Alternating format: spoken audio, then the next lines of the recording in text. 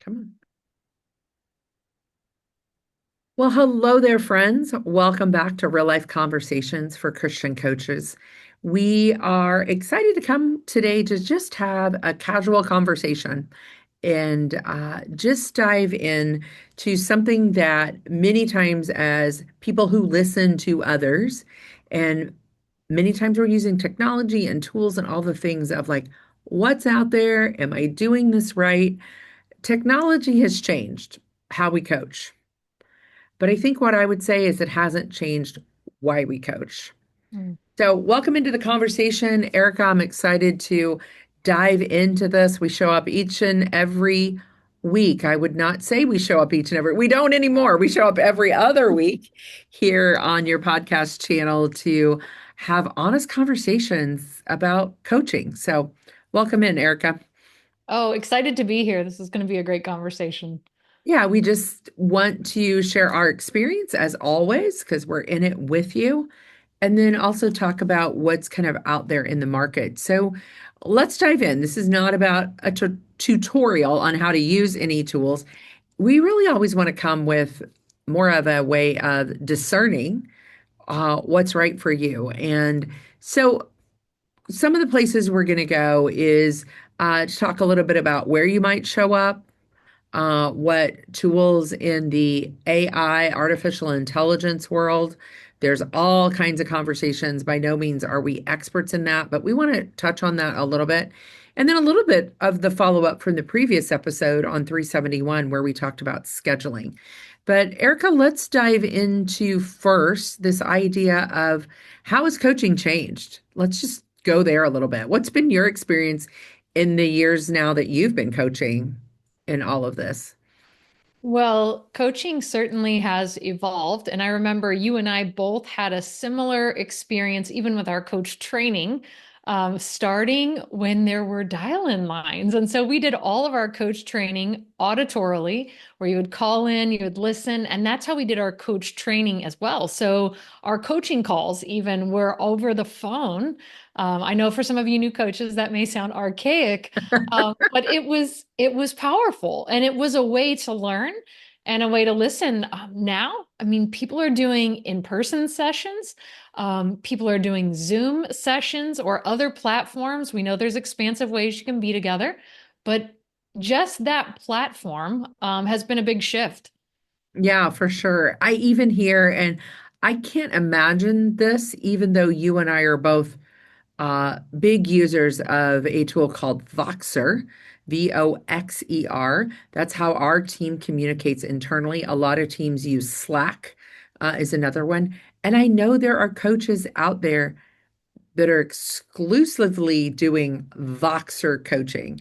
Now, Mm. I don't recommend it. That wouldn't be, I mean, maybe for a check-in or to offer people that as an add-on that you have hours and boundaries around that, to ask a question or give a, reflection or something. But I know that's out there. I know that's in the marketplace. So things have definitely shifted and changed. In fact, just a little backstory. Eric and I, and we've talked about it on the podcast, actually worked for a coach training organization in 2020 during the pandemic. And Erica was a bigger part of this than me. I was sitting in a different position with CEO kind of work, and she was actually on the team. And we literally switched the whole entire school from dial in because it could not handle what we were doing to Zoom and using Zoom in one weekend. And we still only used Zoom. Everybody had their cameras off. There was no engagement. So we've even seen the teaching and training changed. And you were a huge part of even that, of like, oh, we're going to have our cameras on. Coaches did Zoom calls because of the capacity um, and the way they could interact. But many times coaches would leave their videos off. There was no video involved. I know that sounds crazy if you're a coach within the last 3 to 4 years and you're used to doing that. Spiritual direction, the same way. I did Mm. all of my spiritual direction calls with my spiritual director over the phone. And I just met with my spiritual director today and different person, but we're over Zoom now. So That's been a huge shift, I think, right there. It has been. And people are using AI for coaching as well. And so I know they're hopping on to services like ChatGPT and typing in and asking coaching questions. And in between sessions, that can be really helpful just to kind of give you some ideas. It never replaces the authenticity that we get for the in-person experience, but it's part of our reality. True. And we'll talk about that a little bit more. But I think here, when you think about we starting to dive into tools, they might be faster, Mm, but the formation in your client and the relationship still takes time. mm, And these are great tools, but don't let them speed you up. yeah. There's so much we could talk about coaching on video. Maybe we'll have one of those podcast episodes.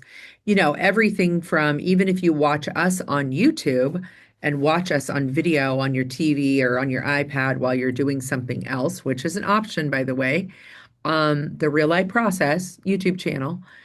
You might get distracted by looking at someone's background or what pictures do they have or what books are they reading. Erica has books in her shot right now, and you might be like, "Oh, let me zoom in." Like, you have to be careful as you use some of these tools to know yourself.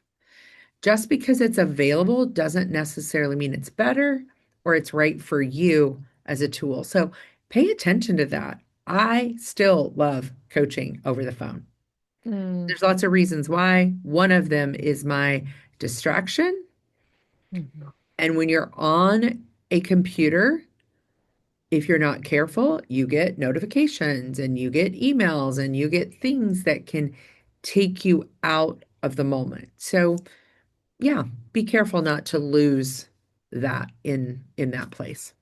Yeah. Well, you're talking about guardrails, and I think anytime that we expand our access, we also have to look at what boundaries do I need to set up so I can walk safely for not only myself, but for my client to really honor this space as we're coming into kind of a greater access. And so, whether it is, and we've talked about that on the podcast before, notifications, or if you've written down some things, taken some time and margin before you move into the call. But yeah, so many things as Yeah. the space has expanded. So we talk about the platforms. We've Mm, mentioned several already, how that has shifted and how coaching has shifted to, being able to take notes digitally, some of those things. And as you move on to platforms such as Zoom or Teams or Google Meet, now with AI, they can take notes for you and they can do all of that. Can be a curse or a blessing. Um, and so just paying attention to, what's it feel like? Eye contact, body language, not mm. multitasking, still allowing time for silence.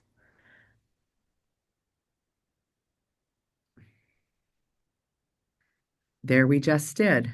And that was like 4 seconds. But when you're on Zoom or a platform where you can see one another, that can feel like an eternity where you're not filling space. Um, yeah, thoughts, Erica, as you are on a platform doing coaching with that tool, how Mhm. you manage or pay attention to some of that? Yeah.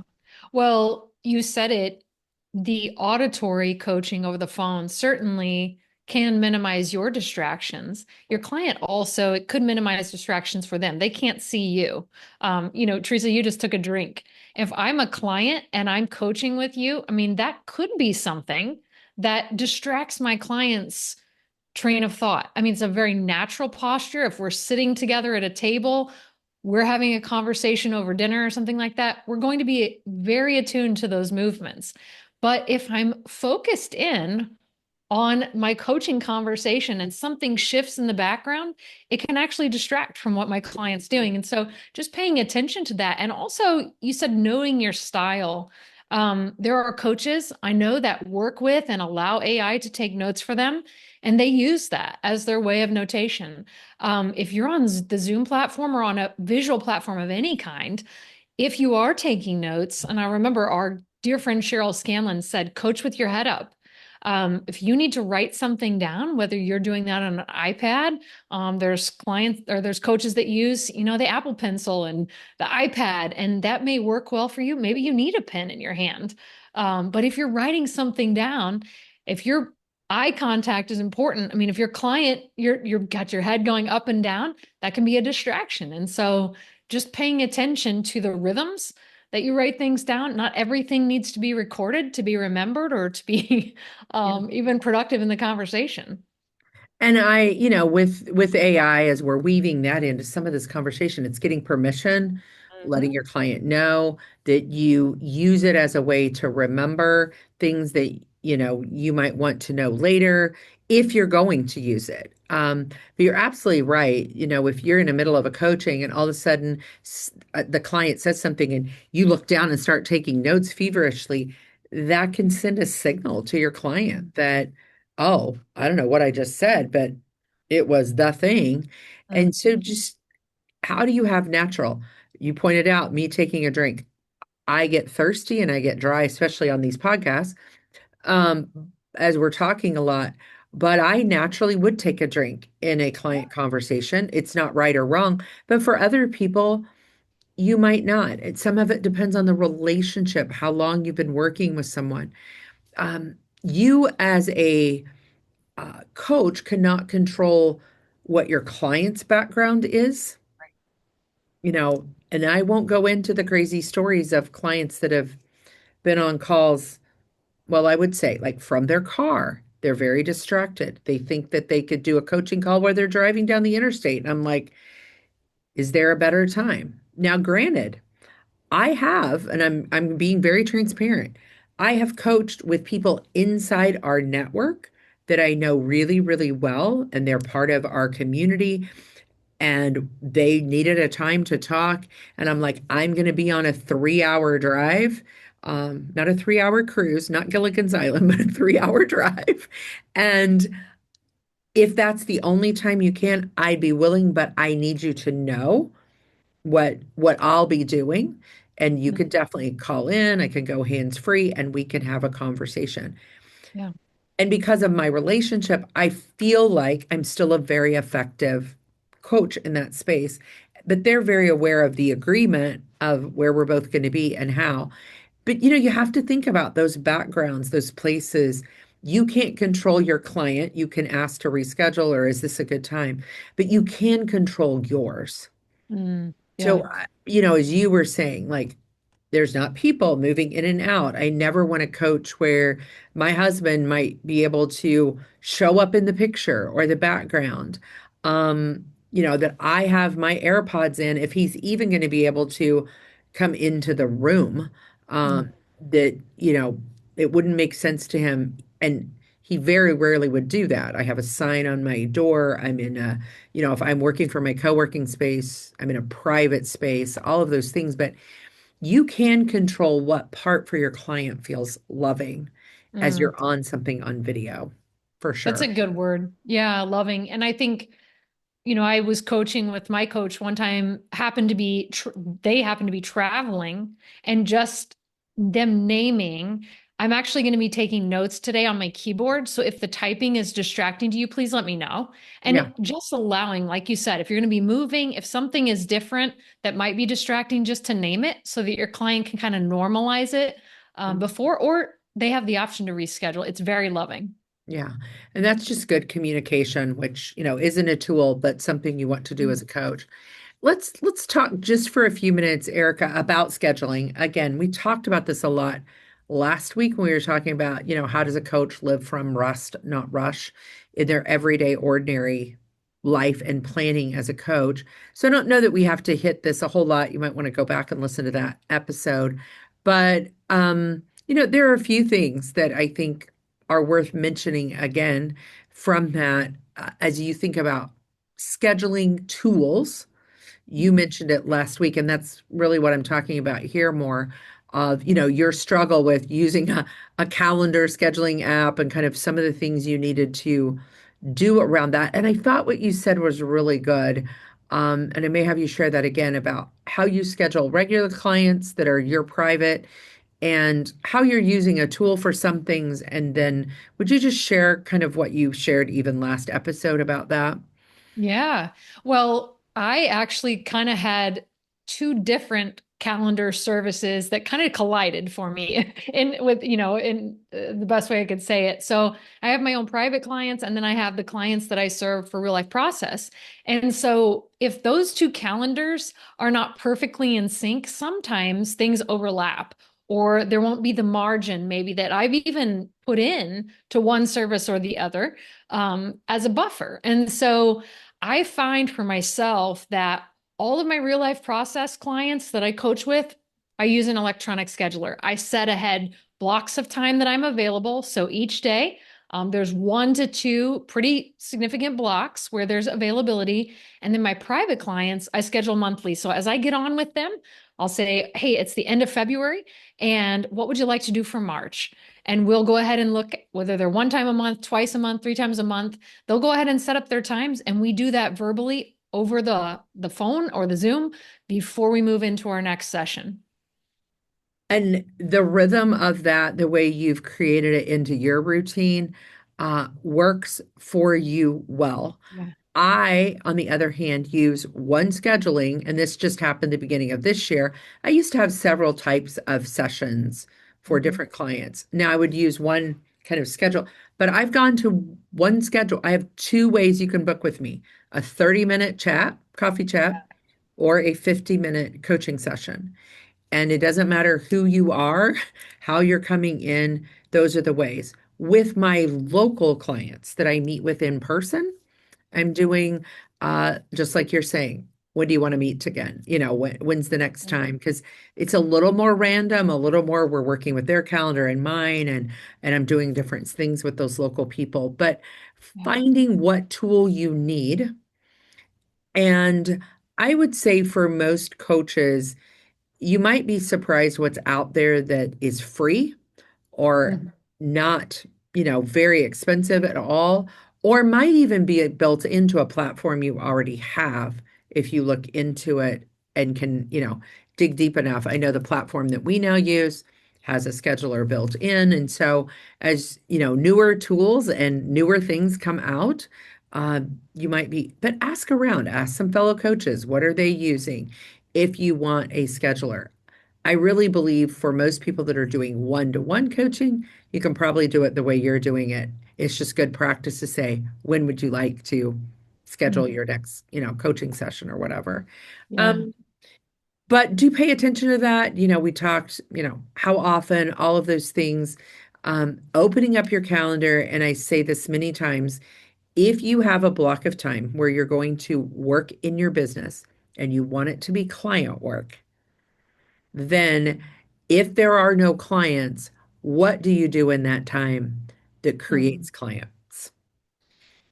If you've set aside 3 hours to do coaching on a Wednesday morning and you only have one, instead of saying, well, I have nothing to do these other 2 hours, how do you repurpose that time into referrals or emails or writing an email or creating something that will generate those being full?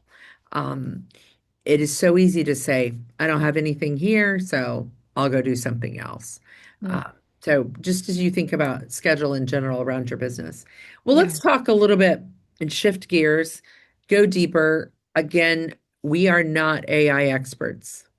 In fact, we're both very different probably in what we're doing with AI, if anything. But it is out there and you can't deny it. I was having a conversation today with someone around all of the different tools, whether, I mean, we just watched the Super Bowl last night, and Claude was a sponsor of the Super Bowl, an AI tool. Last year, many people would be going, what's Claude? Nobody would have known. What's Gemini? What's Chat GPT? There's 10 others I could list right now. By no means do I know them all. All the software you're using almost now has an AI support or chat built in. Um, the world has shifted and changed greatly. And we as coaches need to discern and decide what parts of that we're bringing into our coaching and our business. And it will be a different process for everyone.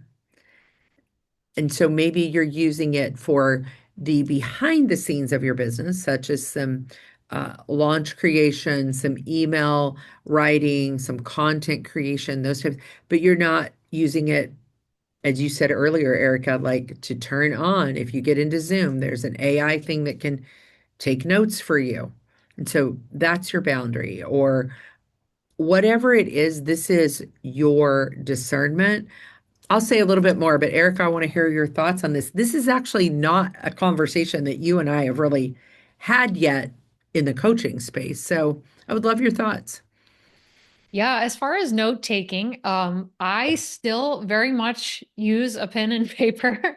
I am experimenting with, I've had an Apple Pencil for a while, and I'm going to be really transparent to say I don't know if it's going to work for me or not. I love the Apple Pencil. I use it to share screen, and I can coach from anywhere. You and I both coach sometimes with a whiteboard, and if I don't have Mhm. my whiteboard, I use that. But I don't know if it's going to work for my note taking yet. I'm trying it, but I can see the benefits. There is something for me that happens in a review of a session after I've taken paper notes, then to go back and to record them into my client software management. I do it for our team, our real life process team, and I do it for my own personal clients. And there's a review there that happens for me personally that I can kind of notice what's happening in my client, but also notice how I showed up as a coach that I still value. And so I may shift sometime, but I'm not currently using AI. I think if I did, I would have to definitely use it as kind of a backup to say, what did I miss? Is there something here that's thematic that I want to pay attention to? But that's kind of where I am. What about for you, Teresa? Well, I am using AI a lot in um, as an organizational tool in my business. Hmm. Um, you know, this is a whole, and we will come back and do an episode on this. As I was talking with a client today, actually, of another coach that I was coaching, we were talking about, because there's a mindset for many coaches around using AI saying, oh, I feel shame. I feel dishonest. I feel all these things. And, the question was, why? Mm. Why? What, it is a tool, it is a thinking partner. Hmm. You get to choose whether you use what it gives you or not. Nobody's holding your feet to the fire after you ask the question of chat of like, what would be a great way for me to announce this to my audience? And it said, here's 5 options. And you go, what else? And it gives you 5 more options. Nobody says you have to do that. Nobody is forcing you. So that's kind of some of my opinion around the business side of using chat. For a coach, and again, this is a podcast episode or two. Many newer coaches that I'm saying in the first 1 to 3 years sometimes need support and help. You and I hear it all the time. I need something to do this. I need someone to do that. Set up a lead magnet for me or some of that kind of things, or write an email. And yet, financially, it's out of their realm as they're trying to create income to hire someone. So I just want to hear you of like, don't be afraid to look into AI as that kind of tool for you. Mm. But it being the coach, and I've experimented with sometimes I'll let AI take notes for me, and then I kind of have starting to develop a system of how do I take the AI notes and break them down even more in review, because Mhm. to be honest, to me, the Zoom AI gives me so much info. I don't need a word for word transcript or every question that was asked and all that. It's not even helpful. But how can I take that and maybe put it through another AI tool and get the meat of the conversation, the Mhm. big picture enough so that I'm tracking with my client next time and all of that. Um, and I am definitely not a fan of the auto things that show up in a meeting. I mean, to be honest, in our community, they're not allowed. And in many communities, the otters, the audio notes, the things that come in when you can't be there, or come in alongside and take notes for you. Mm, Uh, so I love AI. I really do. I believe that in the next year, this is my prediction, I guess, we won't even be talking about it mm, because it will become a part of our lives. I remember when text messaging came out, and I said, I will never text. I did. I mean, I was like, stand in the ground. I will never text. It's so unprofessional. I talk to high school kids all the time about how to use text versus email mm, in some of their training we do here locally. And I still am not like, text is not the first contact you should ever make with someone. Uh, it feels spammy, scammy, all the things. I had one today that I'm like, you're phishing. I know what this yeah, is. So I don't love text back then, but do I use it? Absolutely. And so I feel like that will be AI in the next year of we won't even think anything about it. And I mm, believe it will shift to some of what you're already seeing. This photograph was created with AI or, there's so many worlds that we're going to see it. And I feel like hang around long enough in the coaching space. You may be afraid of it right now. It can coach better than me. It can do all the things. There's been surveys and research done of the levels that it can provide for you with coaching questions and all of that. But I truly believe God created us to be in relationship with one another mm, and that you are not replaceable by AI. But can you use the tool in other work that you do? Absolutely. But don't lose the power to think, to be in the moment, to be creative. Um, so yeah, a whole nother conversation we can go there. But I do think that there's a discernment to have and some time and maybe some writing and some ways to use it. And this is where you'll see Erica and I, and that's why I love co-hosting. I am a very forward moving, jump in type. And so I was working with a coach when AI first came out who was also very like in it. And, as a content writer, he was right there on it. My good friend, Mike Kim. And so I was learning about it before it was hardly even being talked about. And then it kind of hit the market about 4 months later. And I was starting to engage and use it. Erica's approach, I mean, you can speak of your approach. Like, how did you approach something like that that comes new on the market? well, I did it in incognito mode in a window that wasn't traceable. Are you kidding? No, I'm going to check it out behind the scenes before I do anything out forward. Anywhere that, and that's a whole conversation, but yeah, anywhere where it's like in my cookies or Yeah, it's feeding me safety. information because I'm thinking I'm not sure I'm in for this. So let me check this out behind the scenes and see if I can even do this authentically, and yes, now I have a free chat account and I Yep. do use it as a thinking partner. It's great to, Yep. give some expansive wisdom to broaden your thinking, to expand ideas, as I said, between coaching conversations, those types of things. And it's interesting, but yeah, Yeah. we do have to just expand our awareness of it so that we can de-escalate the fear sometimes. So many things escalate Mhm. because we have a fear of the unknown. And Yes. so when we move toward it, it kind of de-escalates it. And it's like, no, wait, I still have a choice here. I Yeah. still have a choice on, and I can use this with integrity. And if I'm not, I think we know that we're not using it with integrity. Yes, exactly. Like I really that's do. the inner gut check, right? Of like, Yeah. well, I Let's just copied this have, word for word and none of yeah. it. But here's what I would say. And again, I know we need to do some podcasts around this. You you may have copied it, but you originally put the thought in it. You originally asked the question or said, I want to write an email and I need to say this and say that and do the whatever. It takes me back to ghostwriting in the day, and we won't go down that rabbit trail, but that's the work that is ours to do around. It didn't just pop in and say, I think you should write an email or you should coach around it. it waited for your prompt, and that's literally what they're called. So just think about that though, in regard to the tools and how you want to use them, and really do discern for you.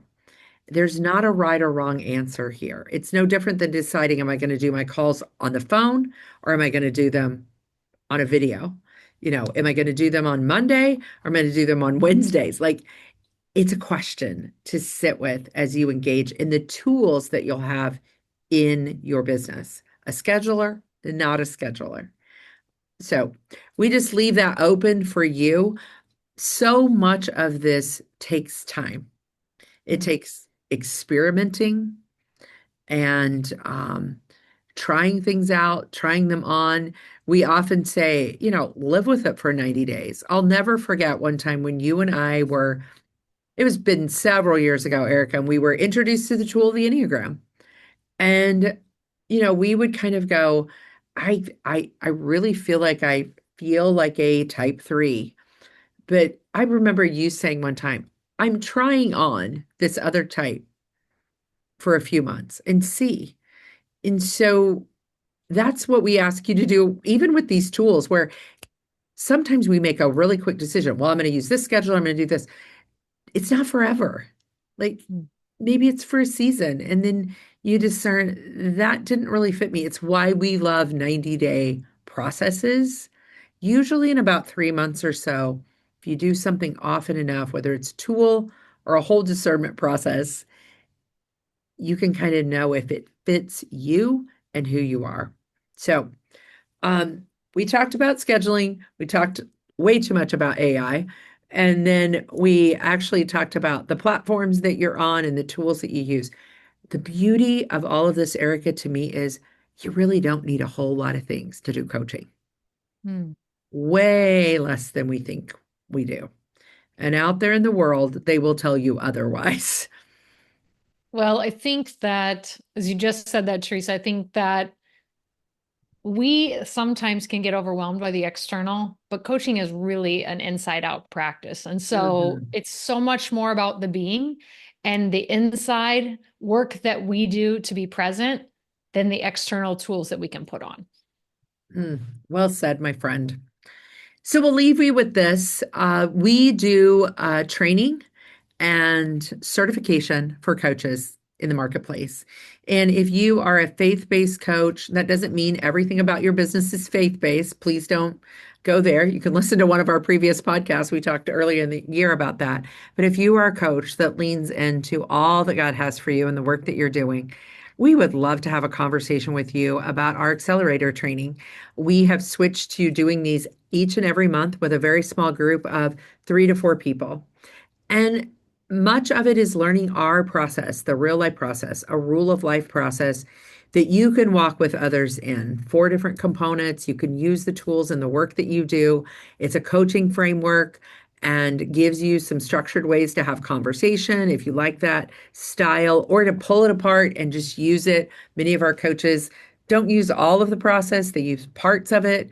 But another thing we do within our coaching network that you get for the first 90 days that you're in our training is talk about tools like this, talk about marketing, talk about branding, talk about coaching skills. So it's for anyone, whether you're a new coach or an experienced coach who's looking to re-engage with the process of how they coach. You're craving confidence or clarity. Check it out. You can just go to thereallifeprocess.com/accelerator, or if you go to thereliveprocess.com and you click on Get Certified, both of them will take you to find out more. Erica and I are a part of that. I teach the day. Erica helps you walk through the entire process of becoming certified. It's not about the certification, it's really about the engagement for your own self, living it from the inside out, and then being able to use those tools in the work you do. So we're passionate about it. We love it. But we also love you being on the podcast and just listening in. If you get value from this podcast, the biggest compliment you could pay us is just share it with fellow coaches or spiritual directors. And we love showing up, but we love knowing that it's being listened to and shared by others. So we would invite you to that. And remember that every extra and remember that every ordinary day has an extraordinary moment. You just have to look for them. We'll be back in a couple of weeks. Remember, it's two every other week. You can listen to our sister podcast on that off week, the Real Life Practice podcast. But we'll see you in a couple of weeks. Erica, thanks for being with me, friend. Oh, it's a pleasure.